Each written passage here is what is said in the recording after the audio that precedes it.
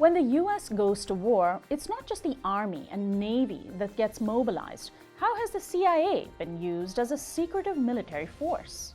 Welcome to the Henry A. Wallace National Security Forum. I'm Sonali Kolhatkar. The CIA began as a spy agency after World War II, when it became clear that new threats like the Soviet Union required a more robust intelligence gathering operation. But it didn't stop there. Soon the CIA was planning and executing military operations without proper congressional oversight and transparency. That continues through to today, as presidents of both parties have turned to the CIA to handle missions far away from public view.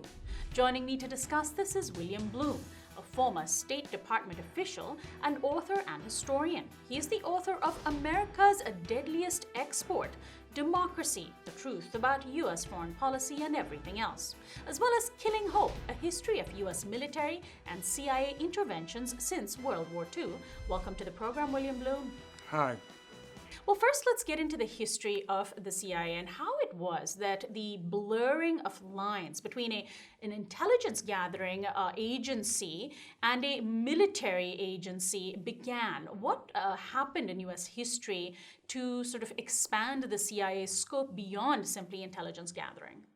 Well, following the end of the Second World War, there was a worldwide rising expectations movement. Former colonies all over were revolting against their former masters, Great Britain, the Netherlands, and France, and so on. And these rising expectations and these revolts soon became movements for socialism or communism. And that rang certain bells back at CIA headquarters. And the U.S. was committed, or self-committed, to intervening in each of these places to suppress each of these attempts at revolution. Now, what are the main supporters of the CIA, or who are the main supporters, I should say, of the CIA? Is the CIA an agency that is perhaps too close to institutions in our government, such as the Pentagon, such as the White House? Does the CIA need to be a more insulated agency in order to stay truer to its original mission? Well, I'm speaking in terms of U.S. foreign policy, and that means the U.S. government. To make a fine distinction between the CIA and the Pentagon and the White House or the State Department, for example, misses the point. It's the U.S. government which is dedicated to world hegemony. They want to dominate the world. That's pure and simple. And so in that sense, then, is the CIA a sort of convenient tool for U.S. foreign policy? Well, it's more than just a tool. It's a major force in U.S. foreign policy, along with the military and the State Department. So explain how the CIA sort of works in conjunction with other national security agencies, and whether that collaboration also feeds into this blurring of lines between military versus intelligence gathering. Well, the CIA does whatever is needed in each case, whether it's espionage or guerrilla warfare or overthrowing governments. Those actions are all part of U.S. foreign policy, and they vary from nation to nation. I have compiled a list of, since the Second World War, of more than 50 governments the U.S. has attempted to overthrow. It's a remarkable record. Now, in many ways, then, do you see the CIA as a way in which the United States can secretly undermine international law, treaties that it is a party to, things that essentially it doesn't want to be seen as doing overtly are enabled covertly by the CIA? Yes, that's one of its major functions. There have been countless occasions since the end of the Second World War where the CIA has overthrown governments or suppressed movements for social change, and they've hidden their movements enough so that the White House, when they're questioned about this, can deny that the U.S. was involved.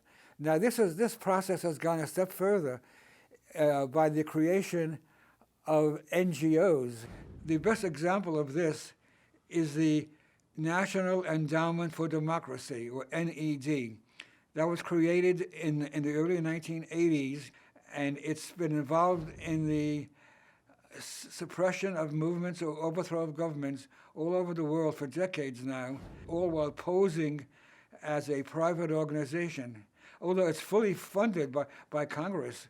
So there's no question that it's a government organization, and yet it passes itself off as a private organization, and that makes it much more acceptable to people all over the world. Now, William, let's turn back to the CIA and its actions, particularly in the years since the 9/11 attacks. President Obama and the White House seems to have become quite allied with the CIA, particularly over the White House's refusal to release the Senate Intelligence's report on CIA practices that many see as being tantamount to torture. And I'm wondering if you sort of see the CIA's biggest supporters in the White House on things like that. Well, there's no question that the U.S. use of torture, which was very widespread for years and years, and still is being done, that is a very sensitive topic with the White House and with the State Department, and they are always looking for ways to cover up American involvement in torture. So the CIA has also been notorious in working with groups that would be considered terrorist organizations historically, despite the U.S.'s stated goal to fight, quote unquote, fight terrorism. In many ways, the CIA has covertly fed terrorism, fed terrorist groups, and in some cases created, armed, and trained them. But that isn't seen as much part of U.S. history when it comes to terrorism, is it? The U.S. has been supporting terrorist groups to an amazing extent. The first one was, of course, in Afghanistan, in the war against the Soviet Union. They supported the Al-Qaeda groups. In fact, the Al-Qaeda groups came out of that U.S. intervention.